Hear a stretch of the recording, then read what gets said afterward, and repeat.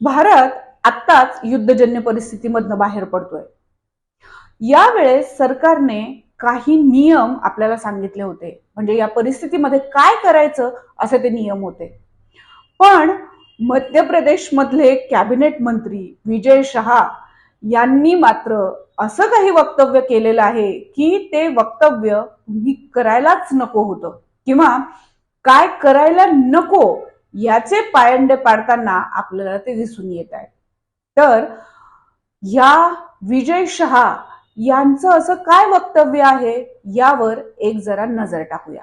वही कटे पिटे लोगों को हमने उन्हीं की बहन भेज करके उनकी ऐसी की तैसी करवाई। एक बार मोदी जी के लिए जोरदार ताली बजाएं। जिन्होंने हमारी बेटियों के सिंदूर उजाड़े थे, वही कटे पिटे लोगों को हमने उन्हीं की बहन भेज करके उनकी ऐसी की तैसी करवाई। एक बार मोदी जी के लिए जोरदार ताली बजाएं।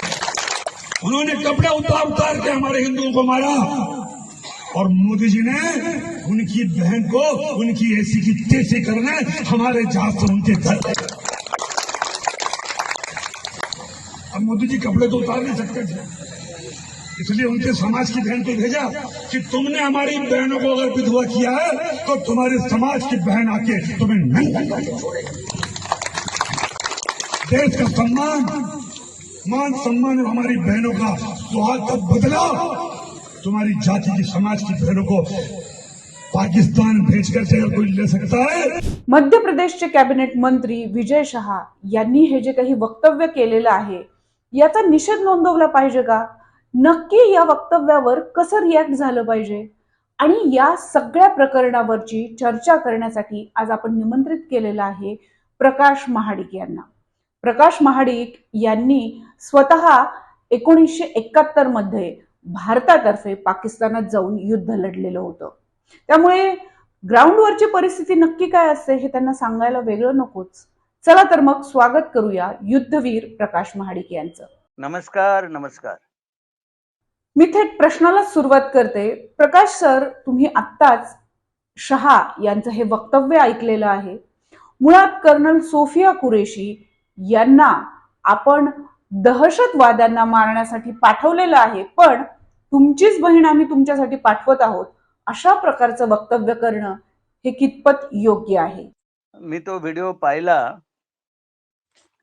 मत म्हणजे एवढंच म्हणेन की ज्या कर्नल सोफिया कुरेशी आहेत, त्या देशाच्या वीर कन्या आहेत आणि त्यांचा गौरव सर्वत्र होत आहे.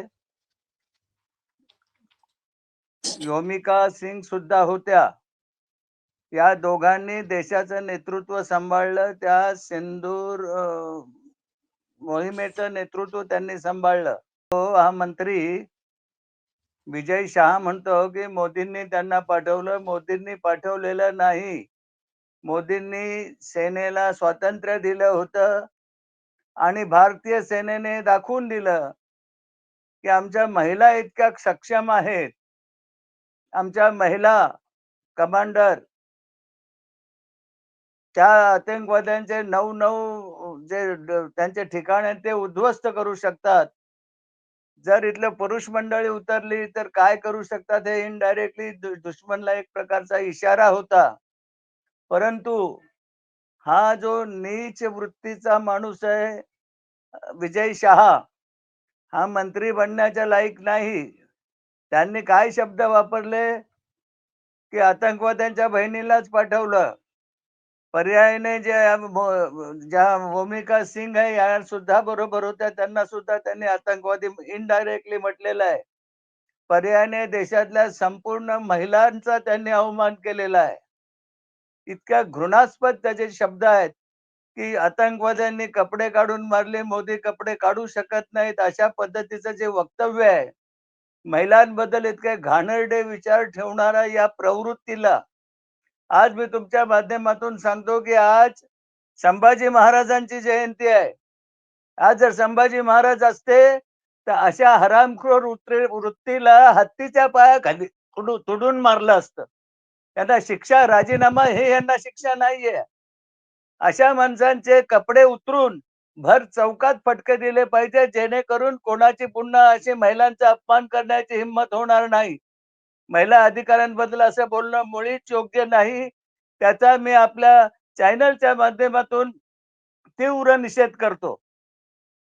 विजय शहा यांच्या या वक्तव्यानंतर एकंदरीतच विरोधी पक्षनेते जे आहेत तेही विजय शहा यांच्या राजीनाम्याची मागणी करताना आपल्याला दिसून येत आहेत. या सगळ्याबद्दल आणि एकंदरीतच नेटिझन्सनीही याविषयी संताप व्यक्त केलेला आपल्याला दिसून येतोय. तुम्हाला याबद्दल काय वाटतं?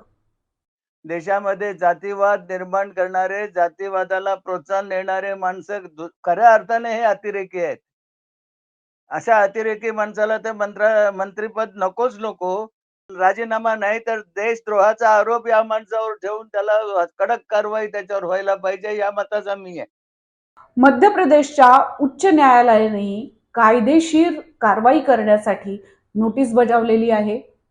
या सगळ्याबद्दल तुम्हाला नक्की काय वाटतंय? सैन्यातील एकंदरीतच सैनिकांबद्दलच्या अशा वक्तव्यामुळे नक्की काय परिणाम होतील असं तुम्हाला वाटतंय?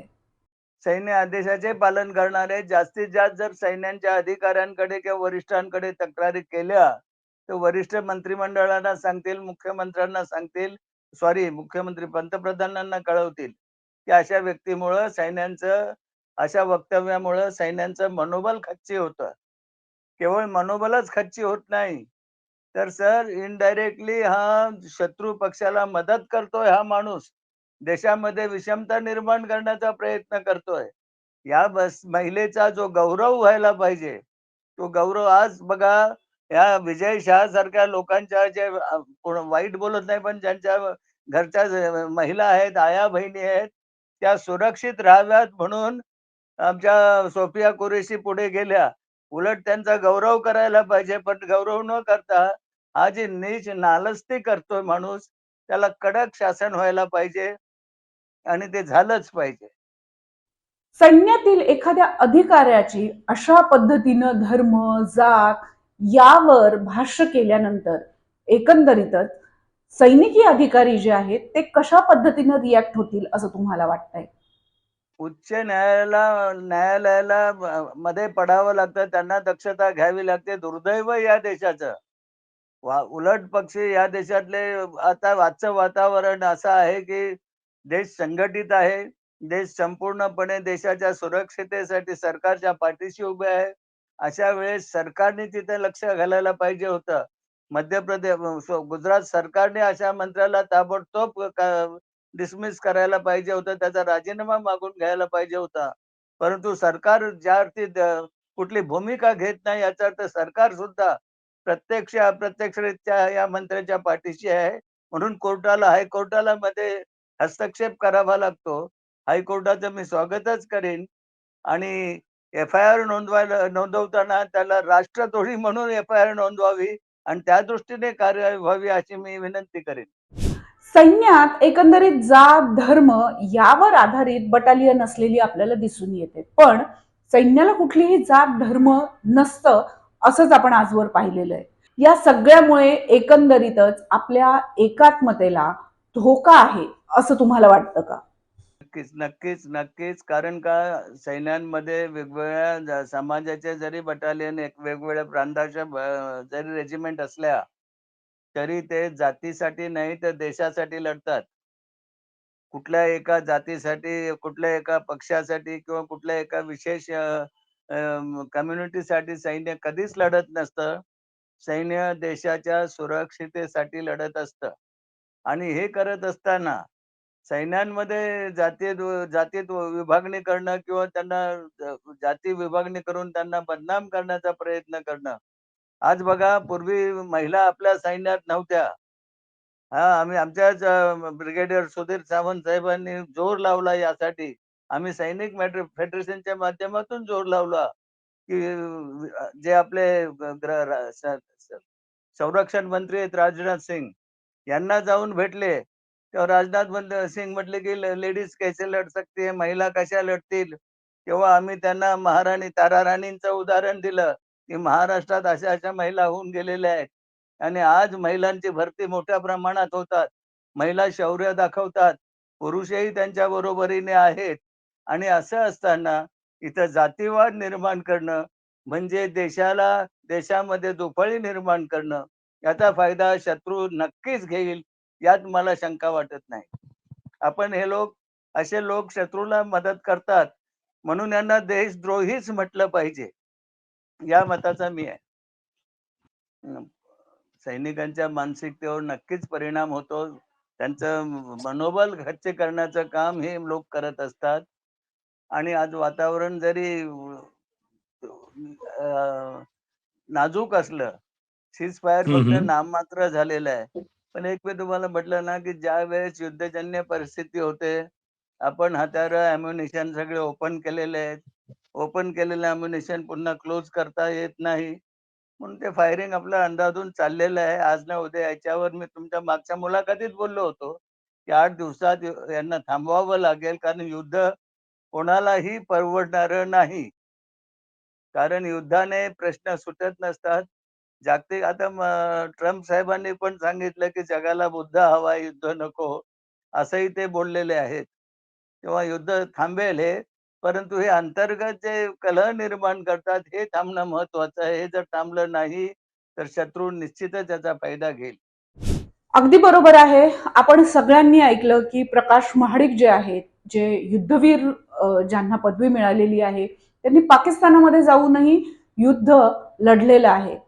तर अशा पद्धतीनं एखाद्या सैनिकाने जेव्हा ते लढाई करत असतात, तेव्हा त्यांच्यामध्ये नक्की काय भावना चाललेल्या असतात हे तुम्ही आम्ही समजू शकतो. पण हे जे काही राजकीय वक्तव्य केली जातात आणि मुळातच राजकारण या सैन्याच्या आडून केल्याचं आपल्याला एकंदरीत दिसून येतंय.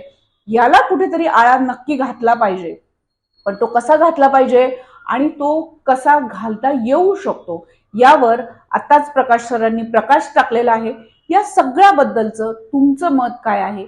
या प्रकरणावर पडदा पाडला पाहिजे की या प्रकरणाचा फडशा पाडला पाहिजे, आणि तोही अगदी शासकीय इतमामासह? तुमचं याबद्दलचं मत काय आहे ते आम्हाला नक्की कळवा. आणि मॅक्स महाराष्ट्रवर तुम्हाला अजून कुठल्या पद्धतीचे व्हिडिओज पाहायला आवडतील याबद्दलही आम्हाला कळवा. तुर्तास आपण इथेच थांबूया.